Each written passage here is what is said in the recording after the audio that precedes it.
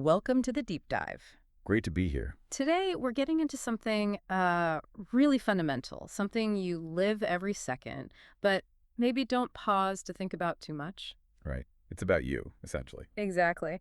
The source material we're looking at today puts it, well, beautifully, I think.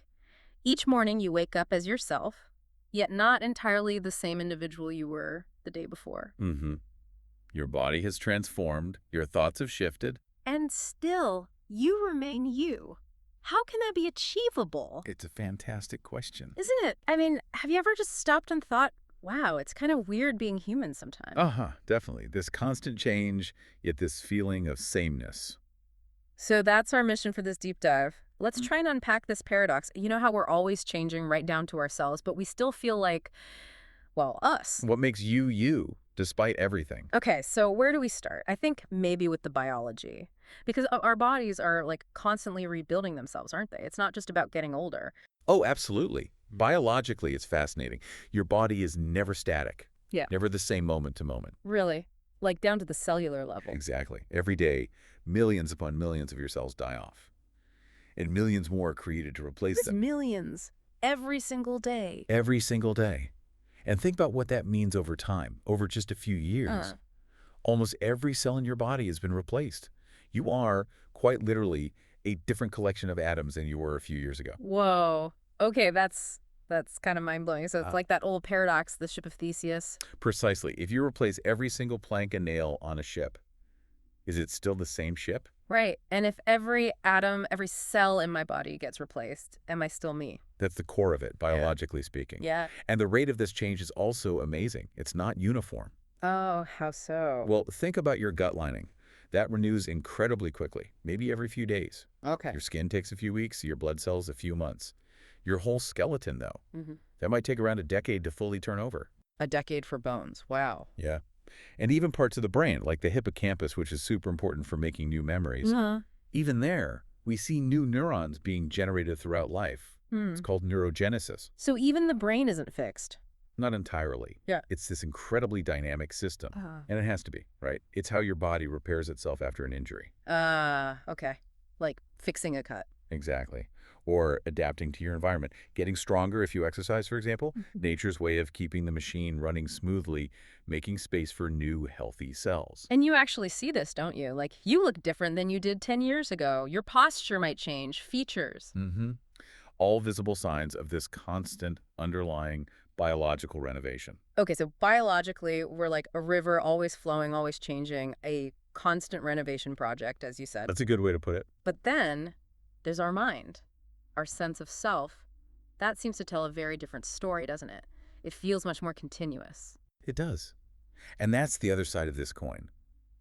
While the body is busy regenerating, your awareness, your consciousness, is doing something else.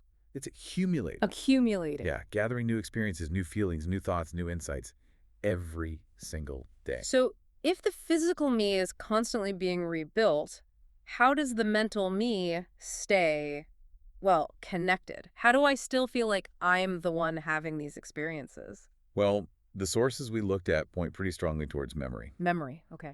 Makes sense. But it's crucial to understand memory isn't just like some dusty old archive where you store things. Right. It's not just a filing cabinet. I think I get that. It feels more active. Exactly. That's a great way to put it. It's not static storage. It's an active, ongoing process. A process. Yeah, the process of accessing, integrating, and even reinterpreting past moments and experiences. Think about it. Do you remember things the exact same way now as you did 5 years ago? Probably not. You gain new perspectives, right? Something that seemed huge back then might seem small now, or vice versa. Precisely. So memory is constantly reshaping and reinforcing the narrative of who you are. It's building your continuous identity moment by moment. So it weaves together all the new experiences, the new thoughts, even the physical changes. Right. It integrates them into this ongoing story. Your story. It's how you know who you are, how you recognize yourself in the mirror, despite all the cellular turnover. Okay. So this is really the heart of it then, isn't it? This tension. What tension is that? Between the body, this thing that's always in flux, always changing. Like the biological reality? And the mind or consciousness Mm-hmm. powered by this active memory that gives us this incredibly strong, persistent sense of being one continuous self. Yes. That's the paradox we started with. Perpetual transformation physically. Yet an enduring sense of identity mentally. Wow. And the Right. ability to do that, to hold on to that sense of self through all this change, Mm. it's genuinely one of the most powerful and honestly mysterious parts of being human. Mysterious is a good word for it.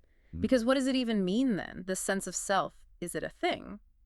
Or something else? Well, the sources really push us away from thinking of the self as some fixed, unchanging thing. Okay. It suggests it's more like a dynamic process, Mm. an evolving story that you're constantly writing and rewriting. A living story, Yeah. built from moments, memories, experiences. Exactly. Built on this constantly changing biological foundation. So, thinking about this for ourselves, for you listening, Yeah. what does all this mean? It's kind of profound, isn't it? It really is. It invites you to just pause for a second and appreciate this truly unique human experience. Yeah, like think about a photo of yourself as a kid. You look at it and say, that's me. Undeniably you. But physically, Mm.